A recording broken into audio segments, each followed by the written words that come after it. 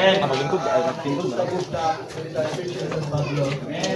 The Church of San Pablo welcomes all the saints. Dito mo dapat gumawa na. Really Ito na yung atong tanan sa Melda. mga batanon mo gid ang dalagin mo sa iglesia. We have the Clear gid ko siya kung paano. Mo ni ja. Post mo na, post.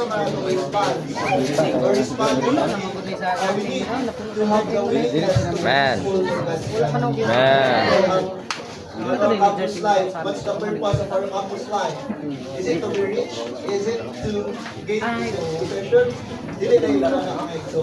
Man. Ang purpose sa atong campus life, mo gid ay na magamit in order to build up the body of Christ. That's why ang atong campus life karon Kaya. Oo, tanan yun. campus life is a golden age. Ano? Nice ang kanya. Nice kaya perspective. Mura siya panorama ng We will be pagkakit. able to preach. Kung saan naman mapagsugod na lang dito sa kinatingnan That's dinding. why Kita. we need to be a Wala, vessel wala, unto honor. Wala. Sa young people, kinahanglan nga makita nila ito nga vision mga ina. Ito na kaya nice quality kung ano yun. Thinking na. Naging siya urgent need na makabatod siya mga galakta. That's why we need to redeem the time. As in Philippians, now in Philippians 16, it says that redeeming the time because the days are evil.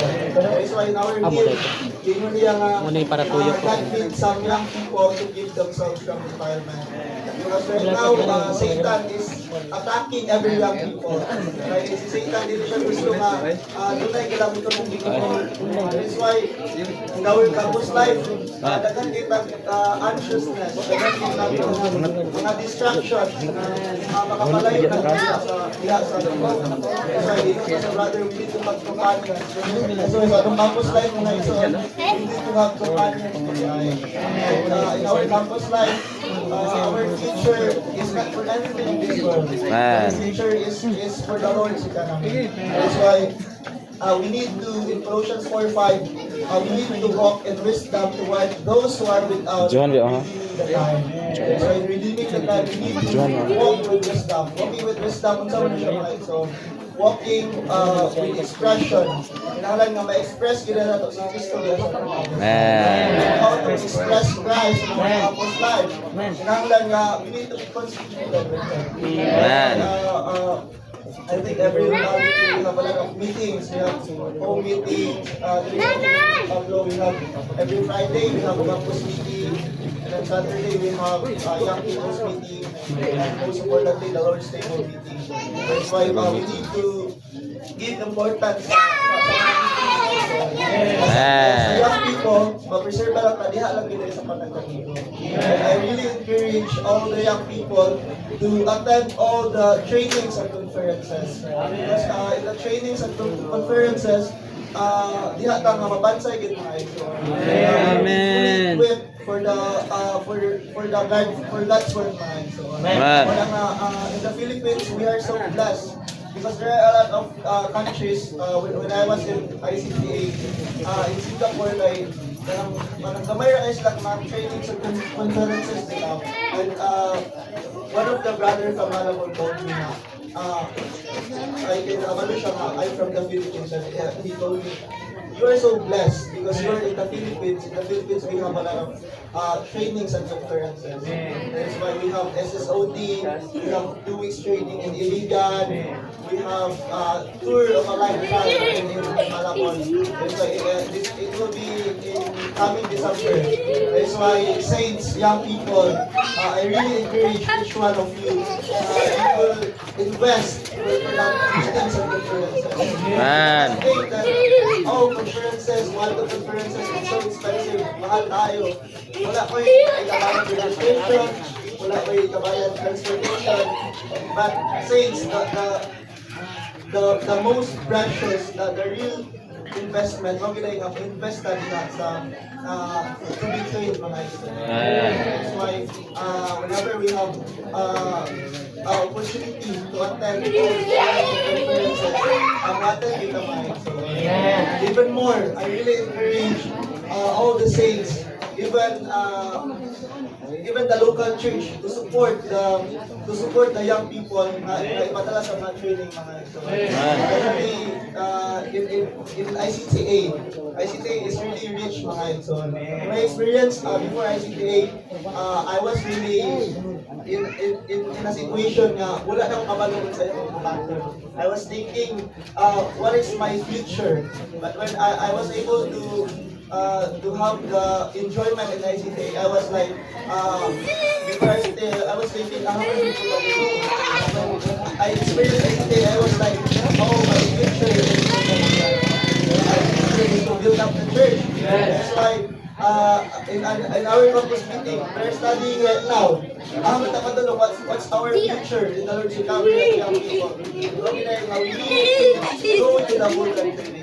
We're the last ICTA na every messages i-mention din sa mga speaking brothers that we need to go to the full time training. The full time training, one time way na we will be able to be fully equipped with these That's why I really encourage everyone here na mahigupag sa panagkapigyo.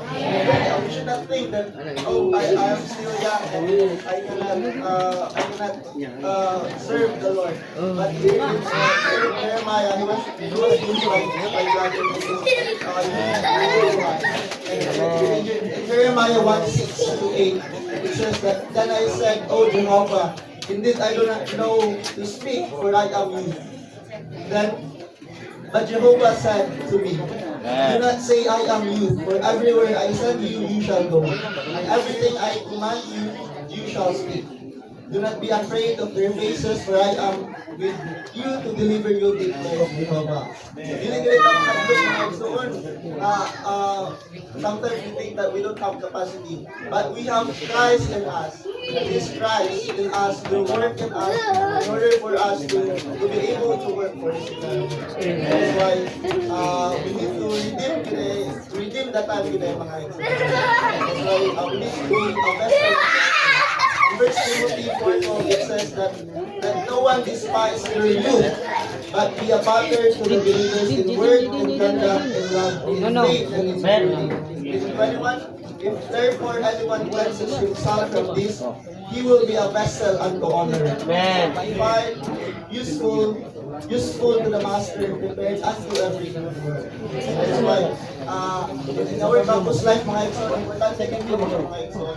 In our campus life, we have a lot of assignments, a lot of workload from the campus, from our academics. I relate to one of the programs that we that we don't need to consider, we don't need to balance our Christian life and our campus life. As Christ is the first, Christ is the second, and Christ is the last. Whenever we experience a lot of difficulties in our campus life, we just need to look at it. We will be able to so as a young people, as we are still strong, we are still himself for His economy.